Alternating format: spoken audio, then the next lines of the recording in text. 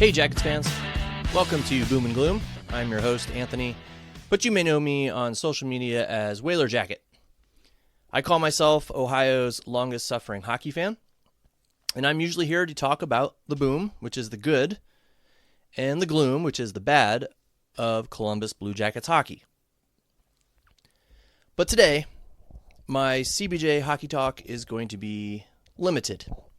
In fact, I wasn't even going to do an episode this week, but there will be no episode next week due to my family being in town. My brother from New Hampshire is coming to visit, and I, of course, want to spend as much time with him as possible. I don't get to see him very often, so I was not going to subject him to a Blue Jackets podcast. And then the following week after that, that's going to be like my season in review episode. And I hope to have some guests on to discuss that, discuss the 2023-2024 season, our thoughts and what we'll expect to happen this summer. But today's episode will not be very CBJ-centric. Yes, so this Blue Jackets podcast, it's obviously about the Blue Jackets, but sometimes other news in the hockey world kind of spills into this world, and it's just something I really wanted to talk about today. So a big part of this episode is I wanted to share my thoughts on the Arizona Coyotes situation. Last week was an interesting week, to say the least. In a span of 3 days, the hockey world got 3 different pieces of news from three different directions regarding the future of the Coyotes. I'm not sure, which day this started, and in all honesty, I'm just too lazy to go back and find out because it's fairly irrelevant to our story. But on day one, we get this post from the Coyotes, at least I saw it on Twitter, featuring renderings and imagery of a new arena and a new entertainment district. That was based on the Coyotes winning a land auction in June or May or something like that of this year. So I saw that and thought, oh, the Coyotes must know something we don't. They must be pretty darn confident that their land auction is going to be a success. Otherwise, why would they be throwing out all this info? They must be confident, right? I mean, it was a whole bunch of positive news, excitement. The very next day, I think it was the very next day, the mayor of Scottsdale puts out a statement against the Coyotes moving to their proposed location. He was like, "We don't want you here." Now, he maybe didn't say those exact words. I don't remember exactly the words he used, but that was pretty much the gist of this statement. And I don't know my Arizona geography very well, but I guess Scottsdale is adjacent to the spot where the land was being auctioned off. So there were people on Twitter that I saw saying, in response to the mayor's statement, they would say, too bad he's in Scottsdale and the arena is going to be built in Phoenix. He has no say in this. He's in Scottsdale, not Phoenix. So that was a mixed bag right there. At first, I was like, a prominent person, a mayor, is against this. But then after reading the comments, I was like, oh, this dude may not have a say in the matter at all. He's just spouting out now. He's just, running his mouth on this. So that was day 2. The bombshell was day 3. Reports started coming out that the NHL was creating 2 separate plans for next year. One for if the land auction was a success, the other if it failed. If it failed, the contingency plan apparently was to move the team to Salt Lake City, Utah. That's what the initial reports I read were indicating.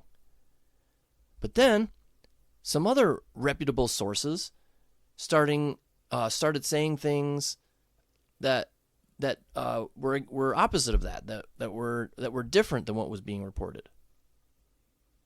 The way they said it, the way they reported it, was that it was darn near set in stone that the team is moving to Salt Lake City next year. So the day went on, and more of these reports surfaced. There were Coyote accounts, like Coyote-related accounts on Twitter that were practically saying goodbye. People in the know seemed to really be in the know about this. It seemed like a foregone conclusion that this was happening. So as I record this is Sunday night, April 14th. And there's still been no official word. The Coyotes Twitter admin has been very steady with tweets about how the team is doing whatever it can to stay in the desert and, trying to stay upbeat and we're putting distractions to the side as this team tries to win our remaining games. So nothing official. Unofficially, it's a different story. The supposed plan is that the team is being moved to Salt Lake City, Utah next season. Reports indicate that the players have already been informed about this. So the team will play in whatever arena the NBA's Utah Jazz play in right now. So I think I read that arena would be their temporary home until a new arena is made. So apparently the new owners have a plan in place and have been wooing and courting Gary Bettman for ages now. And speaking of new owners, I guess the plan is for the NHL to buy the team from its current owners, then sell the team for a profit to the new owners in Salt Lake City. Then, if and when a new arena is built in Arizona, the current owner would have first dibs to become an owner again of an expansion franchise. I hate to say this, but I have to. I told you so. Okay, I have been saying this for years. Move the Coyotes. Promise them an expansion team once they get their crap together with a new arena. But the NHL was so adamant about making this work that the team was basically homeless for a while. And then they play in an arena with a capacity smaller than some minor league teams, smaller than some college teams. Mullet Arena was just a temporary fix, right? Until a permanent home was found. The owners, I guess, thought they had that in Tempe, Arizona, until voters turned that down. So they had to scramble again. And I guess at this point, Gary Bettman finally decided enough is enough. We need to pull the plug on this. This just isn't working, and we don't want to wait any longer. And I'm just to this day baffled that this has dragged on for so long. But I guess the Phoenix area is top 5 or close to it in terms of most heavily populated cities in the United States. So I get the NHL's desire to stay there. But at what cost? Okay, I kind of felt like moving the Coyotes to a tiny temporary facility when construction hadn't even started on a new arena was insulting in some ways to the players involved. Okay, they didn't even have the land acquired yet. All right, this is the big time. This is the NHL. And we are going to stick you in this 5,000 seat arena that you have to share with a college hockey team. It's not even your own arena. You're just going to share it with a college team. Now, another part of me says, you were there to play hockey, so play hockey. Don't worry about the number of people watching you. But I can't imagine the facilities there were NHL caliber. College caliber, yes, but not NHL level. So I can't imagine players were super happy about this. And I'm sure they're pros and they're there to do their jobs. But I bet that most of them were not 100% satisfied with their facilities. I mean, it's just, they're not NHL facilities. You are in the NHL. To me, when the Gila River Arena, when that debacle happened, that should have been the end of the Coyotes, at least temporarily. All right, like I said, my idea was pretty much what is happening now, like the plan that they're doing now.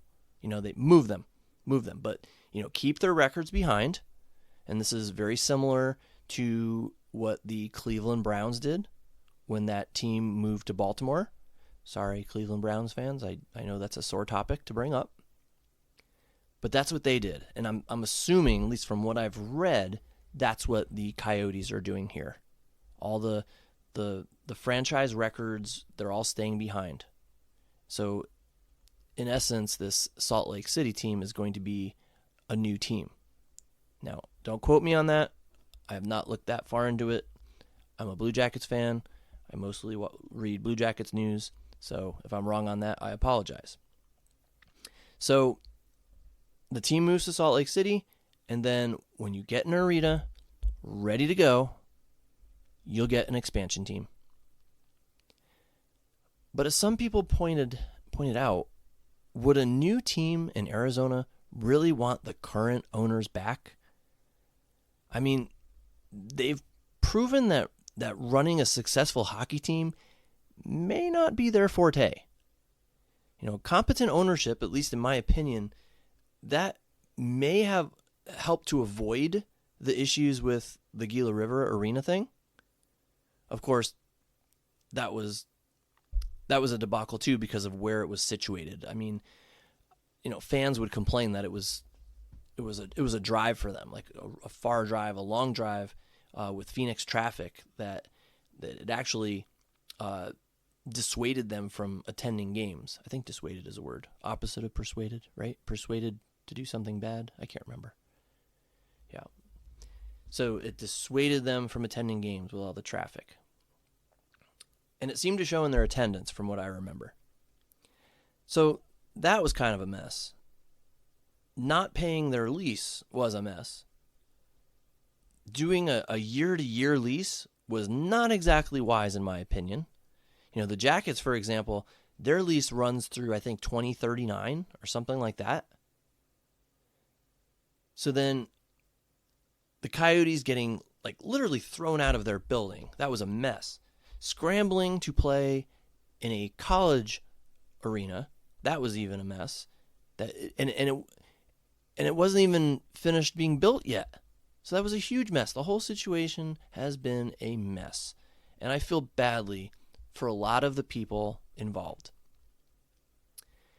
Now, it is a well-known fact on this podcast that I was a fan of the Hartford Whalers.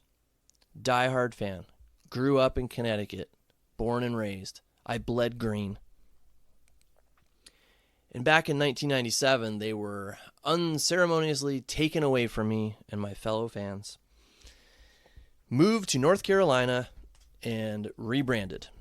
New team, new name, new city, new colors. They left everything. The second they left, they simply did not feel like my favorite team anymore. It was tough for a diehard, wear my heart on my sleeve type of fan like myself. I still have articles from the New Haven Register newspaper framed and hanging in my basement from the day after their final ever NHL game. There's a picture of Kevin Dineen standing with a microphone He's addressing the fans. He's got a tear in his eye. It was horribly sad, and it hurt. Okay, when you put your heart and soul into a team, things hurt. Okay, losses hurt. Players leaving hurt, and certainly moving your favorite team hurts. Now, there are plenty of people out there, many of them non-sports fans, who think, it's just a game, so what? Why are you all bent out of shape? Well, I speak from the heart when I tell you that hockey is a passion for me. It is a passion for many people in this world. Sports are a passion for many people in this world. And when something bad happens to something you are passionate about, sports or otherwise, it's going to hurt. If you're a fan like me, you love your team, okay? You grow to love your team. They're like part of you. You know, the players on your team, they're your players. They're playing for you. They're trying to win for you. And yeah, I know they're actually trying to, also win for the glory of winning and the paychecks and all that, and they play for others, but it also feels like they play for the fans. So when your team is ripped away from you, like the Whalers were for me, and like the Coyotes are apparently about to be in Arizona, it hurts. And I feel for the players and their families. Some have their kids that they're going to have to uproot and move them. Some have no movement clauses in their contracts. These are clauses that they earned, but they're still going to have to move for this, even with a no movement clause. Now, again, I do feel for the players, but there are two other groups of people that I feel worse for. So when a player enters the NHL and joins a team, surely they must know from the start that the chances of them actually finishing their career in the city in which they start are slim to none. They have to know this. Trades, free agents, players move. It's very rare to see a player spend their entire career with the same team. So leaving Arizona for another city is surely something most players figured would happen at some point in their careers, but not like this. Okay, this was probably just a huge surprise to most of them. But the other two groups who I feel worse for, one, employees of the arena. So concession workers, ushers, parking attendants, team store staff, the list goes on. And these people, I felt this way for the Gila River Arena people as well. So they find themselves suddenly out of a job. And they don't have the $1 million guaranteed contracts of the players. Players will move and continue to get paid, but these people will need to find new jobs. The other group I feel terrible for is the fans. Because again, I've been there. I know what it feels like. I know the hurt. I know the pain. But out of all the fans, the ones I feel most sorry for are the kids. The players are heroes to them. All right, the team means so much to those young, impressionable hockey fans. And they're about to lose their team. From what I read, youth hockey in Arizona is thriving because of the Coyotes. In fact, the Coyotes are highly involved in a lot of the youth programs out there. So what happens to them? Hopefully, someone, maybe a company or corporation, a sponsor, someone else takes them on, steps in and takes them on. Maybe even have the Utah, whatever they're going to be called. Maybe that owner, the new owner, maybe makes a nice donation to the Phoenix area youth hockey organizations. That would be a nice gesture, wouldn't it? I mean, seriously, Would Austin Matthews even be in the NHL? Even be playing hockey maybe if he didn't get his start in Arizona youth hockey? If there was not a professional hockey team in Arizona? I'm not sure. Probably not.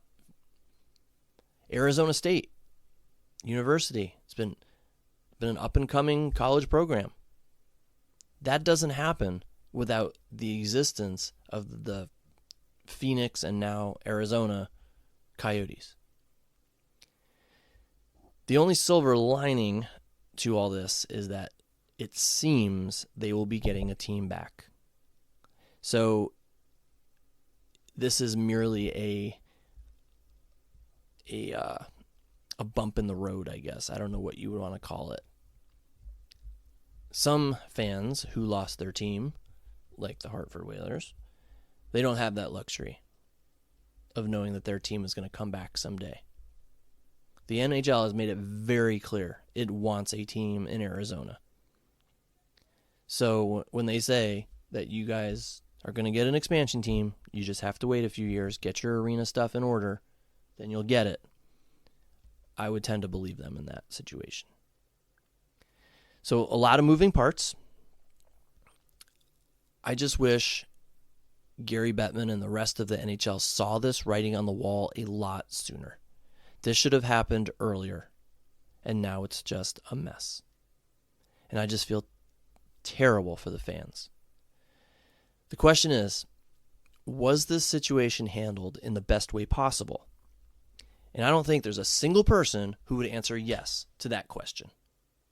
Now, I won't tell you I know what the exact best way to handle it was. All I can tell you is that this was not it. This could have been handled way better. But again, I'm not sure if the way the current owners of the Coyotes have handled things, if I want them back owning the expansion team. But we'll have to see how that plays out. All right, so that brings us to what you probably came here for, Blue Jackets talk. What is there to talk about? All right, well, we apparently have one game left against Carolina. I just realized that. And then we head out for another playoff-less summer.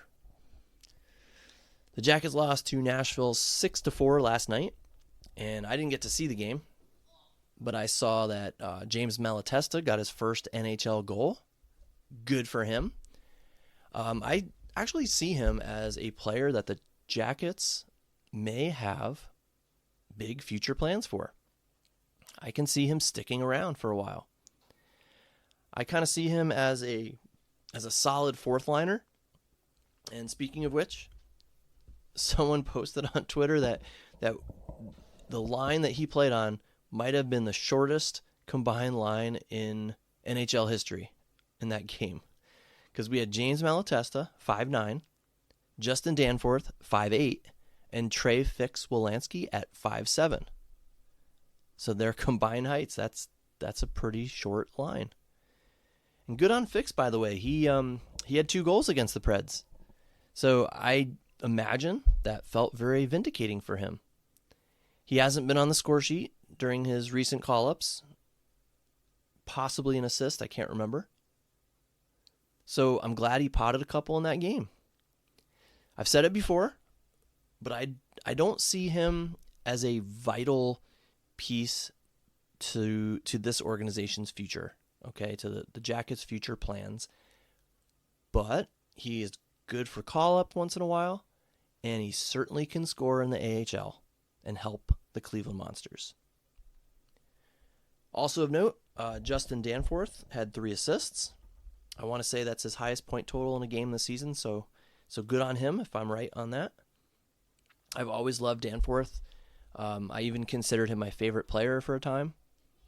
I love his drive. I love his effort. He's always working hard, always giving his best. But he's also someone I don't necessarily see the new GM considering to be a vital piece to the puzzle. So I would not be surprised if he were move this summer. In other episodes, I talked about how a lot of the Jackets are smaller in size, with Brindley and Dumais on the way.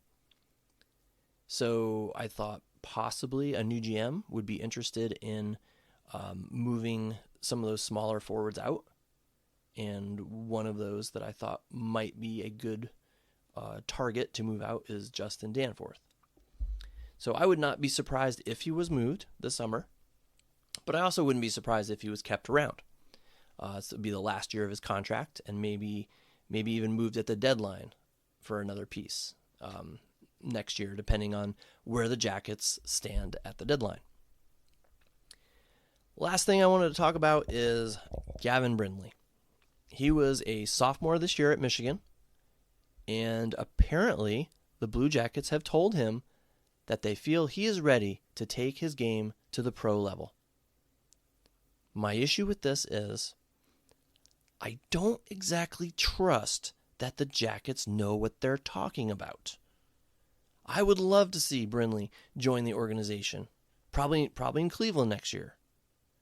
But I am also not a pro scout. I don't know what is best for him. And I'm definitely not sure I would trust if the Jackets think he is ready. I don't know if I trust if they know what's best for this kid. Exhibit A, David Juracek. So I guess if it were up to me, I guess I would tell Gavin, I guess I would say play one more year at college. Let's see what the new GM does with this team. Then, next year, if you like the direction the team is going, you can come over after your junior season is finished. If not, you can stay one more year at college, play your senior year. Now, granted, I know what could happen in college, all right? You're always just one injury away from losing out on a professional contract. So I can understand the rush to turn pro. So I wonder what Brindley is thinking in this situation. Does he think, I don't want to go pro next year with an organization that doesn't have a GM yet, and they could possibly be having their fourth head coach in 3 years, an organization that has sucked for 2 years or more? Or does he think, this is my opportunity? If I do this now, I can start making that bank and start honing my skills at the professional level right away. Which gives me the best chance to be playing in the NHL sooner rather than later. So I'm not sure what he's thinking, but if the Jackets think he's ready to turn pro, something inside me is saying maybe he really isn't. Doesn't it suck when you just can't trust your favorite team's management to make the right decisions? It sucks. And the Blue Jackets have certainly earned that reputation, at least in my eyes. That'll be it for this week, everyone. I'm going to sign off on episode 18. Thanks so much for listening. Remember, you can connect with me on Twitter at WhalerJacket. No episode next weekend, but the weekend after that, which is April 27th or 28th, I plan on doing a season in review episode. I would love to have a few other fans join me to recap the crap. That might be the title of the episode. Join me to recap the crap that was the 23-24 Blue Jackets season. Just share some thoughts and opinions. So if you're interested, please reach out to me and let me know. We would probably knock it out on Sunday the 28th if you are available that day. Or if you have any questions or comments, I am open to those as well. I'm going to sign off for now. See everybody next time. Go Jackets.